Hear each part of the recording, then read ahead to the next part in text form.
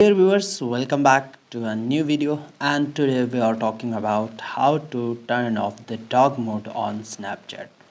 This is very simple, but it's difficult for the beginners and many people who don't know how to turn it off the dog mode.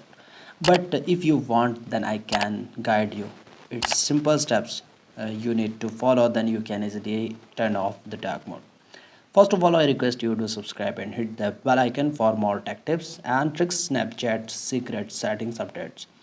Click on the right top corner setting icon, then go a little down.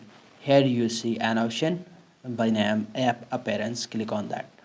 After here, you just need to select the option 1 or the second, whichever you want. I select always light, the second option. Then in a moment or in a seconds, you will see here your Snapchat will be in the light mode and turn off the dark mode successfully. So this is the simple step and simple methods to turn off dark mode. I hope this tutorial helped you. So don't forget to like, comment, share, subscribe. I will see you in the next one. Goodbye. Best of